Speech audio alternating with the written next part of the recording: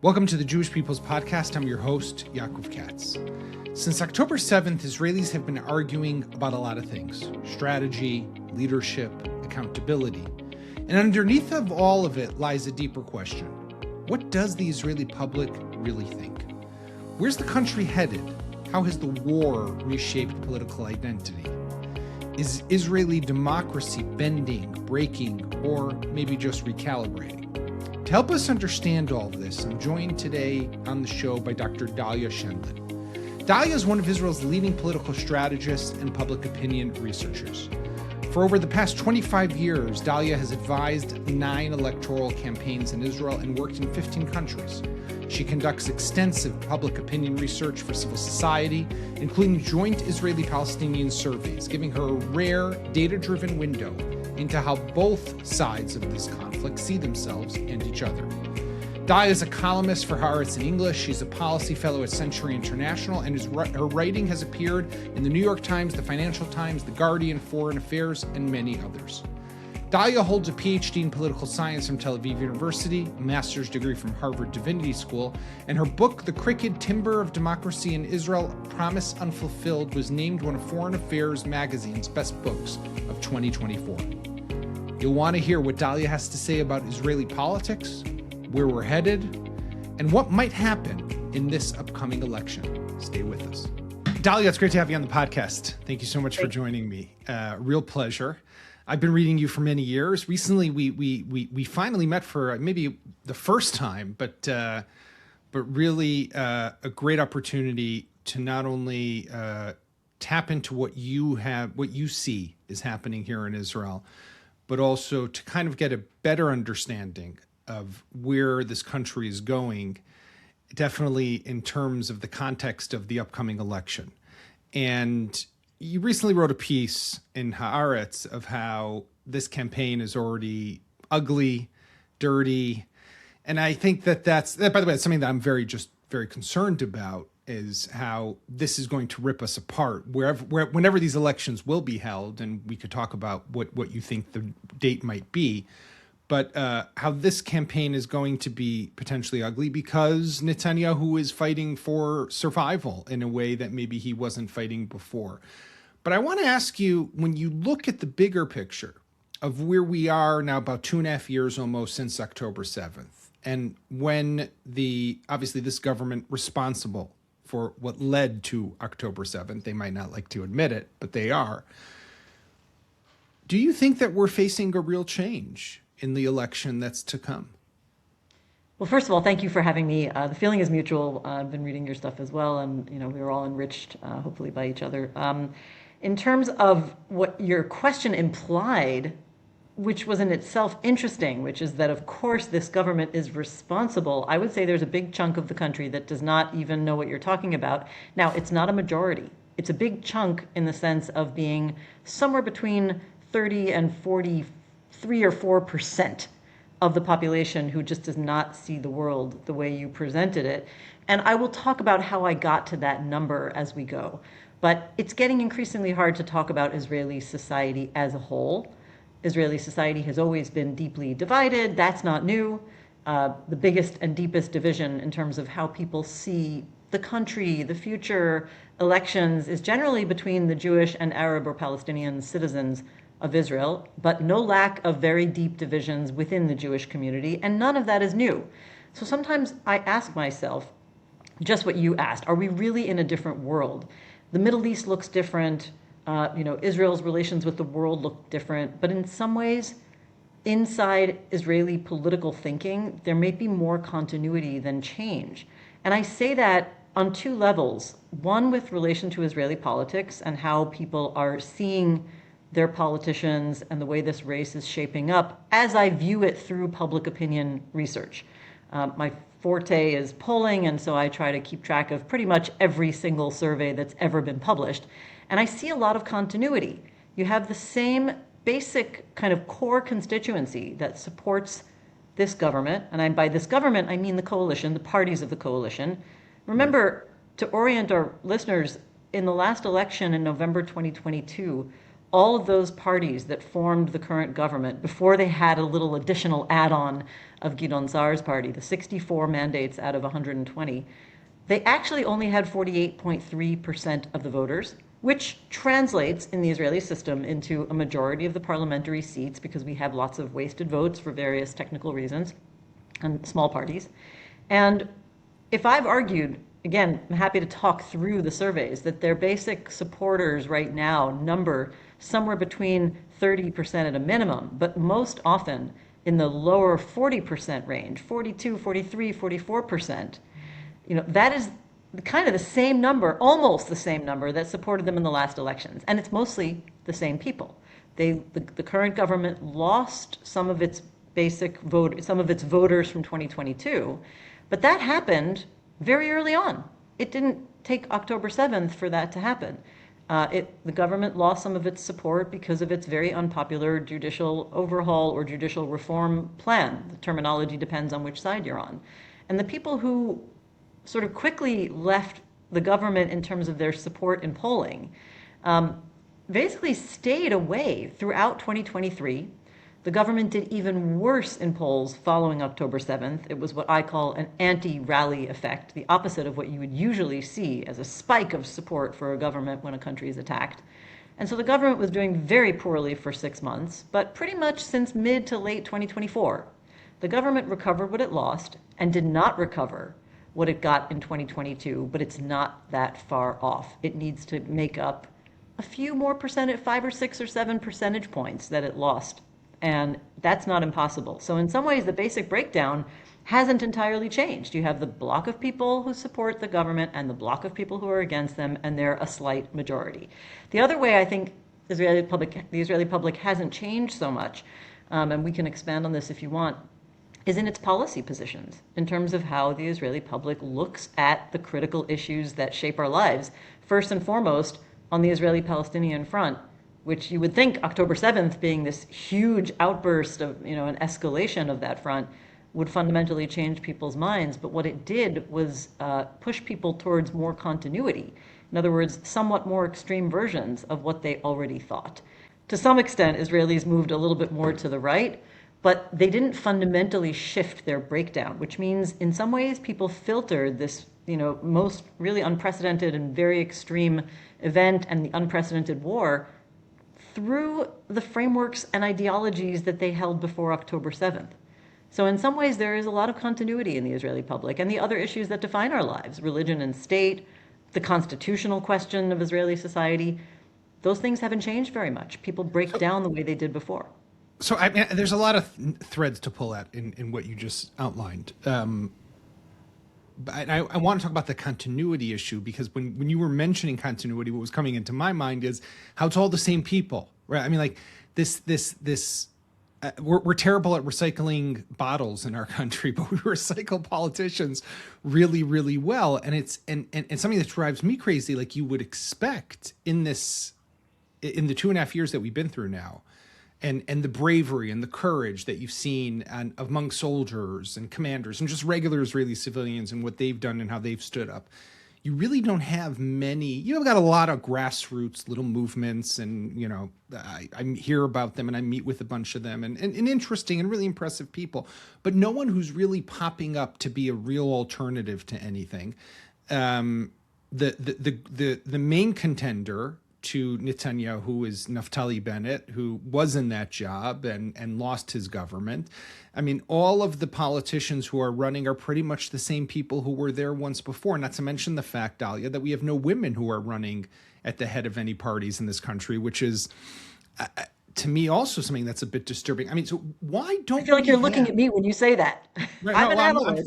The truth is, I'm thinking about my 3 daughters. I mean, we have amazingly talented women in this country, and how come we don't have anyone who's really at that higher level within our political system? But so the women is an issue, but the bigger issue is where's the new blood? Where are people? I don't think I have an easy answer to that. I have to tell you that I can confirm what you're saying in my analysis of how the opposition behaves. The so-called opposition, by which we generally mean parties that are not in the coalition today, first of all, are people who've been around for a very long time in the political system, although I should say it's all relative. I mean, the veteran politician, and the one you pointed out is currently the chief contender in polls, Naftali Bennett, only entered politics in late 2012. So he's not that old, but nevertheless, that's still 14, what are we talking about, 14 years now. So that counts for something. It's hard to compare that with the really, really veteran politicians like Benjamin Netanyahu, who's been in politics for over 40 years, or Aryeh Deri, et cetera, but there aren't that many of those. So even when we say, we should just point out that many of these politicians are somewhat new in the Israeli political scene, and maybe that's one reason that for Israelis have become accustomed to people being in politics for 10 years, and that seems kind of newfangled still. And on the other hand, they also get to know them and they come to have name recognition. So I think that we certainly will see people jumping into the race because Israelis do love to form new parties. Every cycle we see parties popping up. I call them pop-up parties because they don't usually last. And the other thing is that Israelis know that. And so it could be that some of the young blood, as you're saying, is deterred by realizing that the system in some ways seems open to newcomers because it doesn't take very much to start a party in Israel. But people, we've been through 5 election cycles in very rapid succession. And so Israelis have had, anybody who doesn't remember every 4 years what it's like, was reminded time after time, every few months, of how difficult it really is to penetrate the political system that is sort of dominated by Netanyahu on the one hand, because he generally keeps winning elections with just a couple of exceptions, and how hard it is to really meet the threshold of 3.25%, hundreds of thousands of voters needed to even get into the Knesset. And then, I'm not sure what the other reasons are. Certainly on the issue of gender, of course, we have had plenty of women leaders in the past, women party leaders. We have women ministers right now. We have women, lawmakers, even though the percentage has been going down in the recent election cycles. I don't have a good explanation for that, and I'm very wary of reducing it to platitudes about this being a very machoistic country. Sure, that's always been the case. I have news. Israel's always been a machoistic country and a very militarist country, which could have been a deterrent at any point, and yet Israel had a woman prime minister very early on. So that's not obviously the explanation. I will, however, posit as a hypothesis that given how if we talked about a militarized country throughout most of its history, there's nothing that compares to the last 2.5 years when Israel has been actively involved in its longest war ever. I mean, I think we're still processing it. And even now, Israelis tell themselves the war is over, but it's clearly not over. There are still people on reserve duty. There are still strikes in Gaza and, mini escalations every day. And there's a high likelihood of a resurgence of fighting there at some point soon. So I think that Israelis are really living in a much more prominent sense that their military life is their life. And I think that does give rise to what we've seen in the past. Again, it's not a total break with the past, but just more so the people entering politics, even the newest faces, tend to have come out of the military system, including the leader of the Zionist left-wing party. The most left-wing party in the Zionist map is a former deputy chief of staff, Yair Golan. By the way, who speaks, Yair Golan, who talks, like he's a right-winger, although leading a left-wing party sometimes. He says a mix of things, but he can be very militant sometimes. Yes, not just sometimes. I think that he is very cautious and consistently staying away from anything that might sound too left-wing. It's not that he has much hope of winning over right-wingers. Israelis have an incredibly sensitive barometer, or a sort of temperature taker for whether they view their politicians on the right, left, or center, and nobody has any illusions about Yair Golan. In fact, I was having a conversation just this morning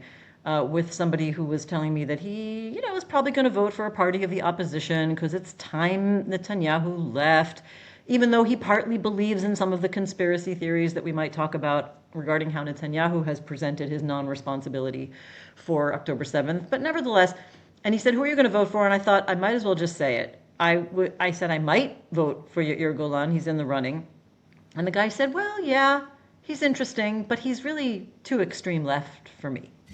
And this is an opposition voter. And that is a typical, I think, perspective, because in my experience, doing public opinion research for too many campaigns, more than I care to count, many Israelis from the center to the center right, and certainly in the further right in terms of their ideology, will consider their party options. It could be Likud, it could be Avigdor Lieberman, who's in the opposition, but he's a hardliner nationalist. And they go as far as considering Yair Lapid, and after that, they see a cliff. There's nothing else. Now, Yair Lapid is a staunch centrist, but at this point, I think many Israelis in the mainstream right view him as left-wing, and beyond that, nothing exists for them. They would never consider going as far left, so to speak, as Yair Golan, despite your accurate portrayal of him as sounding oftentimes like a right-winger as well. But maybe that's a result of the fact that the opposition doesn't really have an ideological glue that sticks them together. What this so-called opposition, which ranges from Naftali Bennett, who says, I will never establish a Palestinian state, to Yair Golan, who just had a slip of the tongue a few days ago, I will cut off funding to the West Bank settlements, which he then had to walk back. So you have kind of, they're on both ends. And then in the middle, you got Lapid and Gantz and Lieberman, who you never really know where he is, and anyone else who might throw their hat in the ring. He's in the hardline national. I know where Lieberman is. Okay, fine. Right. That's true. But now he's in the opposition, right? The guy who wanted to transfer parts of Israel, right, to a future Palestinian state. So take Israeli citizens and move them into a Palestinian state is now the guy who's in the opposition against the right-wing government. So to me, it's kind of like, it's no wonder that they're not able to topple Bibi. They have nothing that really connects them except for that they're just not Bibi. Right, except that you also haven't counted even, the more problematic part of this from the Israeli political puzzle, which is the Arab parties, the parties representing Arab or Palestinian citizens. And, when you put all of these together, what you have are the Arab parties and theoretically, and not just theoretically, the left-wing Jewish community that is the constituency, not the parties. Those are the people who have a clear ideology. They believe in an end of military occupation over Palestinians. They believe in the principles of human rights and universal principles and the international system. They want Israel to live in peace with Palestinians and their neighbors. They generally prefer diplomacy to military escalation. And they do have that in common. Altogether, that camp generally describes itself as left-wing. And altogether, they are between 20 and 22% of Israeli society. That includes Arab citizens and Jewish citizens. And that's about as big as they have been, in the last roughly 10 years. It's just 20 or 22% roughly. Then you have centrists who are about a quarter of the population, the total population, and they're not necessarily against human rights, but it's not their priority. They would prefer peaceful agreements and diplomacy, and and certainly in the past, the majority of them supported a two-state solution because they thought it was pragmatic and because they want to preserve a Jewish majority within Israeli borders. That was the main driving factor for the centrists. By self-definition, centrist voters supported a two-state solution for that reason. They wanted a border around Israel in which the majority of the population would be Jewish, not really because they prioritize, international law and human rights, but they're not against it. Right. Nevertheless, those people are currently, I would say, they still describe themselves as centrist, but they are, simply much more afraid than ever before. They're much more, clinging to security and militarist perspectives and support for the war in Gaza because they feel that Israel was under existential threat on October 7th, and that is the higher priority right now. All of those resent Netanyahu and what he stands for. And then you have what I think is a very interesting group, which is people who define themselves as the moderate right. It could also include people who define themselves as right-wing, but they're secular as opposed to religious. And that includes some people who are what we call traditionalists or Masoretim, so they can be a little religious or somewhat religious, but they're not hardline ideologically religious. And that general camp, that includes a few sub-demographics, they're the ones who have largely supported Likud in the past and who are iffy today. Sometimes they support Likud, sometimes they say, oh, we're done with them. Sometimes they vote for somebody else, but then go back. And, that is the bulk of the people who left the government, who told pollsters from 2023, throughout 2023, that they no longer wanted to support the the coalition, who were at the time voting for the party of Benny These Gantz. are the people who will determine the election, essentially, this little group? I mean, I think so. You can always look at some population as the one that will determine the election because so much of it has to do with voter turnout. You could say the Arab population will determine the election because if the combined list of the three Arab parties is able to get somewhat higher turnout, they could win as many as 15 parliamentary seats, which means that the opposition could be much bigger than we thought, but they'll still have trouble forming a coalition because, as you point out, those right-wingers who are against Netanyahu, the moderate right, the traditionalist right, they have almost nothing in common with the left and certainly not with the Arab parties or voters. And they've all said they're not going to sit with the Arab parties as well. They've all said they're not going to sit with them. And the issue of whether any of these Jewish or Zionist parties would go into a coalition with the Arab parties is toxic. In fact, I think it's surprisingly toxic considering we broke that taboo for the first time in 2021 when an independent Arab party, as opposed to old satellite parties that were basically sort of concocted by the ruling Labour Party in the 1950s.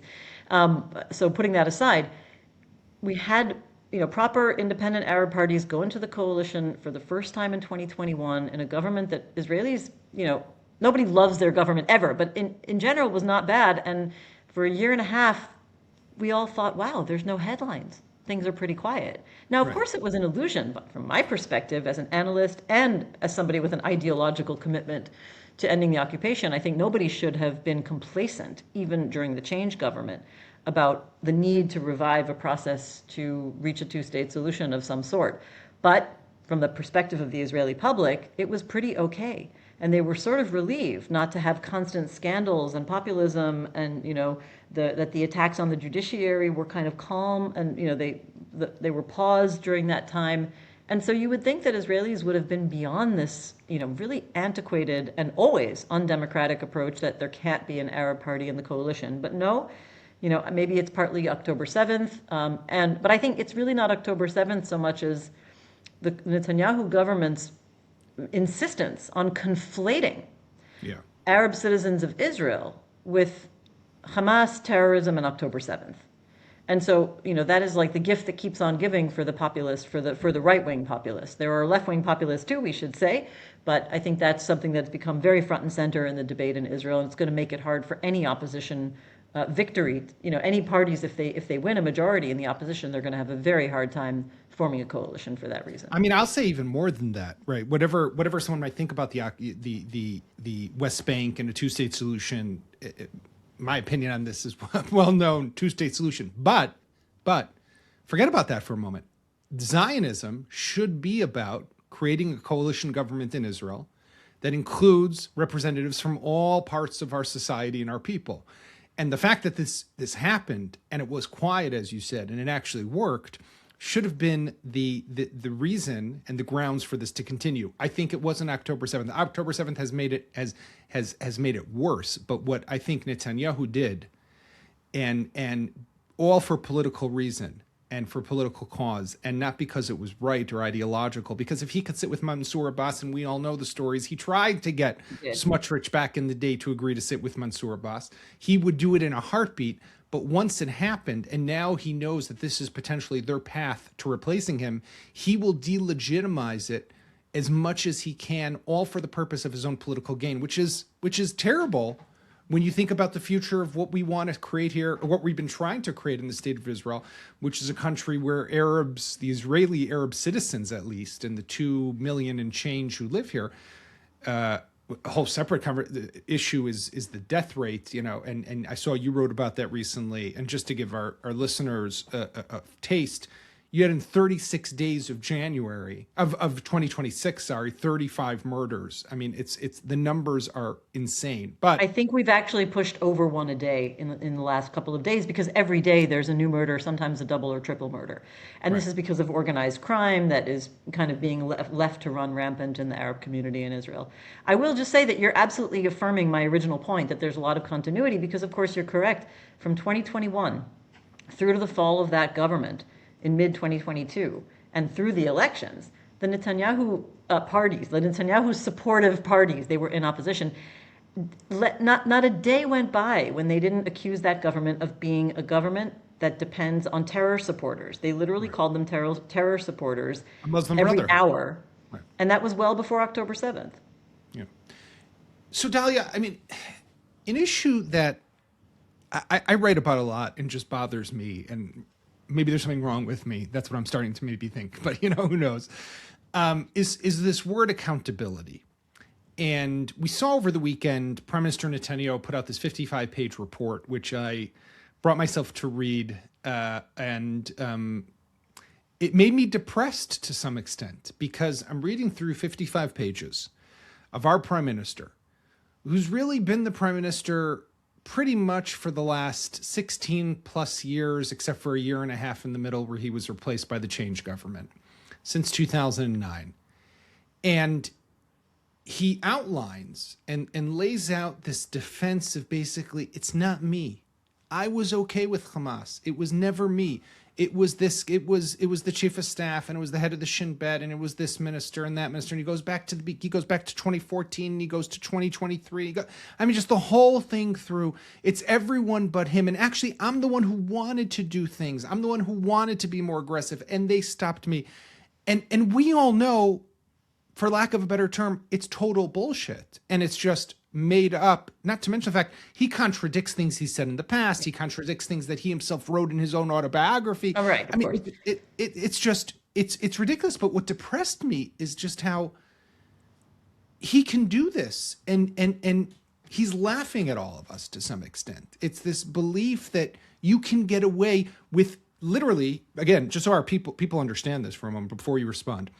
He's the prime minister, so he has access to all of the transcripts of all cabinet meetings and security briefings and you name it.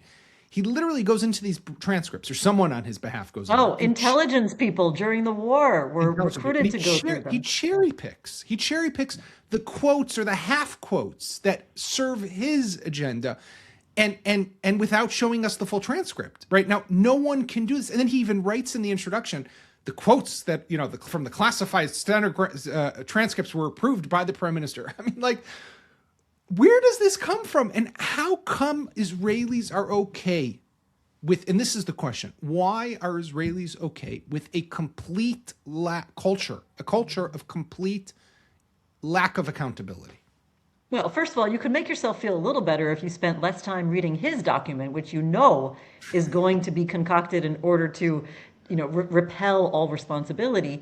And instead, the many reams of documents that have appeared since then, whether it's from media outlets or from other political leaders, going through their own protocols. For example, the head of the opposition put out a very detailed document refuting point after point, picking out, because he gets the security briefings, of course, and he knows some of that material. And so you can read so much that refutes Netanyahu through exposés like that, in some ways, there's no excuse for any Israeli who does believe what the prime minister says. However, I don't think you should assume that Israelis are okay with this. We know from every single survey that's ever been conducted since October 7th through to the present that the majority of Israelis, whether it's 60% or 80%, depending on how you ask the question, want an independent state commission of inquiry, which is, a concept that is stipulated by law. It's not required, but it is the traditional way that the country has dealt with very serious debacles that cost lives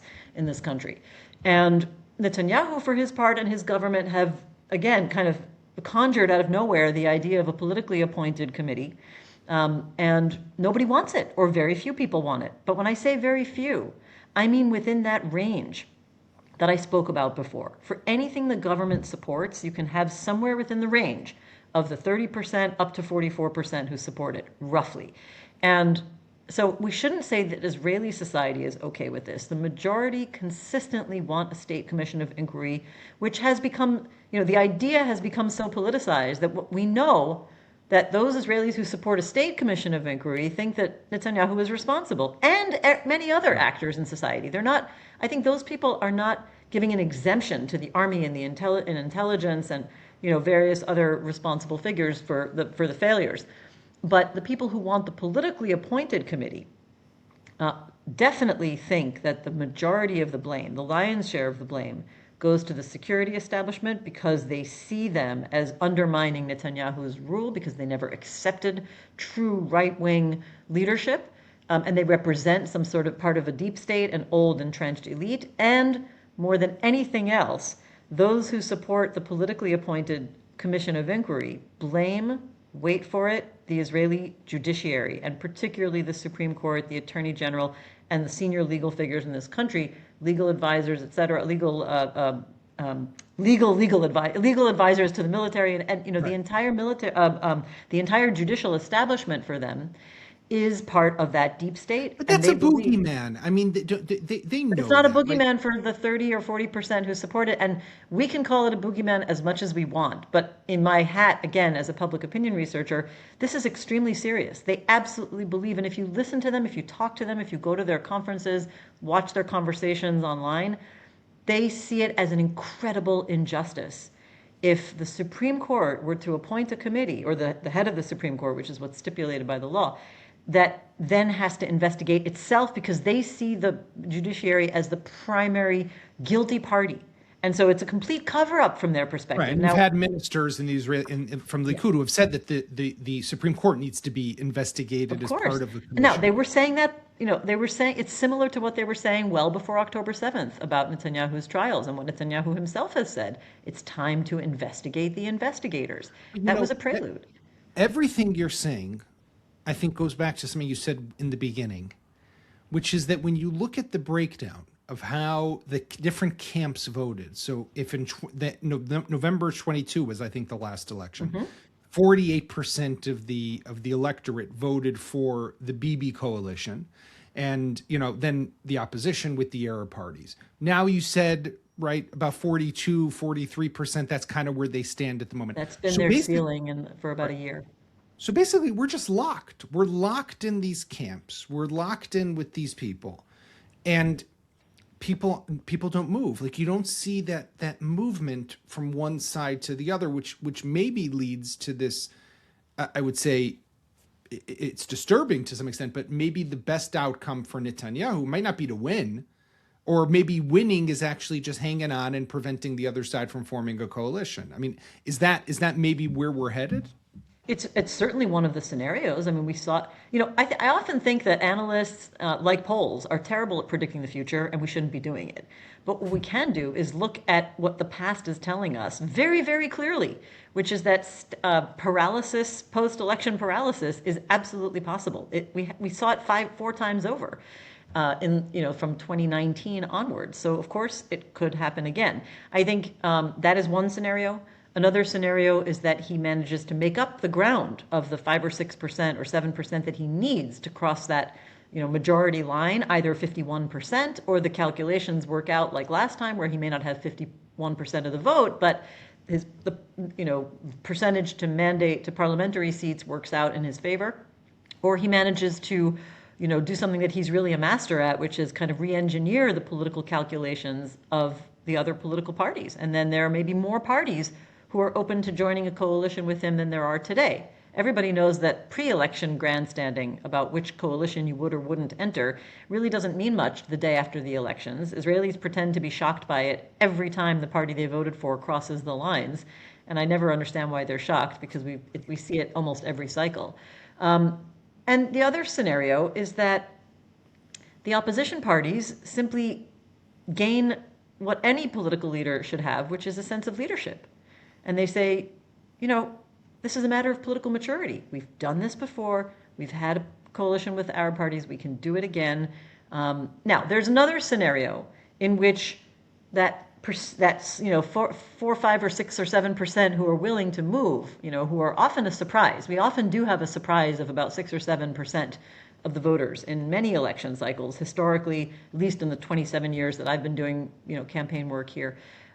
There is often a surprise. And if that surprise should move in the direction of the opposition, it's not impossible that all of the Zionist opposition parties win 61 parliamentary seats. Let's say the Arab parties get 10 seats or 12 seats, so there'll be a big, that means the government's parties didn't do very well. And then the opposition Zionist parties can form their own coalition.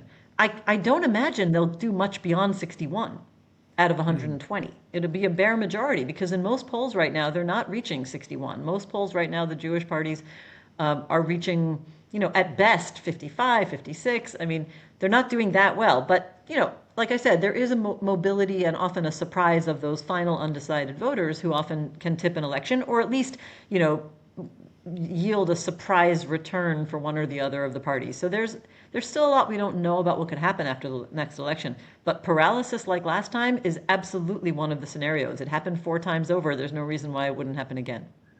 We're talking on the eve of Netanyahu's trip to Washington. He's supposed to meet with President Trump, presumably to talk about the negotiations that the U.S. is holding now with Iran and what are the next moves there. And, obviously a very important, sensitive, security-related issue that talks to the future of the state of Israel. But there's a part of me that looks at it, and I think everything that Netanyahu does has to be looked at also through the political prism. But like if somebody says to you, okay, Dahlia, give me advice. Like, how do I look at Israel and what happens now? Things that politicians say, decisions on policies that they make. How much of it is real for the substance? How much of it is politicking ahead of the election? Well, it depends on. Or is it impossible to differentiate? No, I think that it's in some ways I think that one of the things I'd message that I'd really like for everybody to understand, whichever side of the political map you're on, it almost doesn't. This is really the most neutral thing I will probably ever say, which is that the 37th government of Israel, Netanyahu's current coalition, is the most explicit government in the history of the country. It has made given decisive answers to all of the fundamental questions that Israel has refused to resolve openly from its founding. It has made clear decisions about what it wants Israel's constitutional makeup and structure to look like, which is unrestrained power for the executive.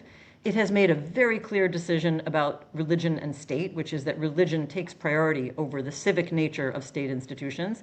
It has made absolutely clear what we do about the tension between a Jewish state and democracy, which is Jewish supremacy definitely over democracy and really over every other citizen who's not Jewish. And most fundamentally, I think, we can differ on the priority level, this government has been more explicit than any other government since 1967 about its desire to extend sovereignty to all of mandate Palestine, or what it calls Judea and Samaria, what the rest of the world calls the West Bank, and now Gaza, because this government and all of its members, all the parties, are completely committed to Israeli sovereignty over Gaza as well. And so I think we should absolutely believe what this government says and does. And if they don't say it explicitly, they say it offhandedly. And if they don't say it offhandedly, they do it so openly, there's no excuse for not knowing. So when this government says it wants, when figures from this government say, okay, maybe, and it is government policy because we also know it from the coalition agreements that this government wants to extend sovereignty over West Bank, Judea, and Samaria. That's obvious because they wrote it in black and white in the coalition agreements. And as we saw just yesterday, they're advancing this in very, very accelerated ways based on the Security Cabinet's decisions to extend administrative powers that basically completely jettison the Oslo agreements. The only area where I would say you can question what the government is saying versus what it is not doing has to do with drafting the ultra-Orthodox, because this government, like every government, pays lip service to the idea that the ultra-Orthodox who have a blanket exemption from mandatory conscription should be drafted, and yet this government depends on those parties, the parties representing the ultra-Orthodox Jewish communities in Israel, who have disproportionate power because they are small parties, but since most coalitions won't be established with small Arab parties, they always preference ultra-Orthodox Jewish parties to top up the 61-seat majority. And so if those parties leave, they can topple the government. That's the basic calculus that's been in place long before October 7th. And so this government will say, yeah, we're trying to pass a law that will slowly and incrementally but successfully draft more ultra-Orthodox. But what they're telling the ultra-Orthodox is, don't worry. We will pass a law, we'll call it a conscription law, but what Israelis have started to realize, and what has really changed in the Israeli conversation about this, is that everybody refers to it now as the draft exemption law for ultra-Orthodox. Right. For whatever that linguistic change is worth, Israelis always knew that the government wasn't really planning on drafting them. But that's the only area where I should say there's a gap. But in everything else, They tell you, they say it straight, is basically. Yeah, they really have been more explicit. I mean, no other government of Israel can claim to have explicitly and openly answered all four of those categories that I just named. So before I let you go, lots of talk of when the date of the election will be. Some predictions, obviously, it needs to be held by the end of October, right? That is when we need to go to an election. There's a lot of talk that Netanyahu would not want to do it in October, too close to the anniversary of the war.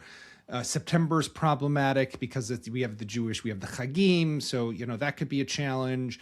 You don't want to do it in July and August when a lot of Israelis are traveling. When do you think elections will be? I don't think I have a radically different view on this. They will probably be held either in June, and the calculation is that the government has to pass the final votes on the budget 2 months after the first vote. The first vote was just a couple of weeks ago, so it would have to be passed by the end of March. If that doesn't happen, we have a minimum 3-month period before elections are held. So if it doesn't pass at the end of March, the government automatically falls and we go into elections in June, or as per scheduled in late October. I mean, they could happen in between, but the real answer is that I don't think it matters nearly as much as it once did when they're held, because the polling trends that we've seen, as I argued from the beginning, we're seeing more continuity than change, small changes, but not massive change. The current patterns that we see in polls of, the electoral competition and the major issues that we talked about, but especially the electoral competition, have been incredibly stable. It's almost frustrating as a pollster because it was super interesting after October 7th that the ratings for the government plunged and stayed low for 6 months. And then it was really interesting to see that they started to recover what they had lost around when Israel began escalating or responding to attacks from the region. And Israelis felt like the government was showing strength and initiative. And that process of recovery was completed alongside the real escalations in the region in 2024, assassinations of Ismail Haniyeh, Hamas leader, and Hassan Nasrallah, daring, bold, and Israelis got a little bit of a sense of pride, and so some of them went back to the government. But since about September 2024, the polls haven't moved for the government. They really haven't moved, not even after the war with Iran in June 2025, which Israelis saw as a major success, and Netanyahu portrayed as a kind of diplomatic coup because he managed to get America involved. And many commentators very irresponsibly declared that he was now going to, spike in the polls and win the next elections. But that didn't happen. There was only one problem. They said that based on zero data. All of the polls that came out showed that he got almost nothing. And what tiny little bumps, maybe for his party, really didn't last. So I don't think it matters as much. I don't expect that there's going to be something bigger than October 7th, bigger than, crushing or severely incapacitating Hezbollah, bigger than, bombing Iran, that could possibly have caused a radical change in the electoral trends we see today. It's all going to be a matter of that small surprise, 5 to 7% of the voters who have made changes in every election up until now, which is why I know that journalists hate the word, continuity, but I do see more continuity than change in the domestic electoral scene, despite all the upheavals of the last couple of years. And I could, having said that, I would like to quote the great prophet Leonard Cohen, who said that there's a mighty judgment coming, but I might be wrong. Well, that we always have to caveat that here in this region 100%. Dahlia, I want to thank you so much for joining me. It really was a great conversation, very enlightening. Thank you so much. Thank you for having me.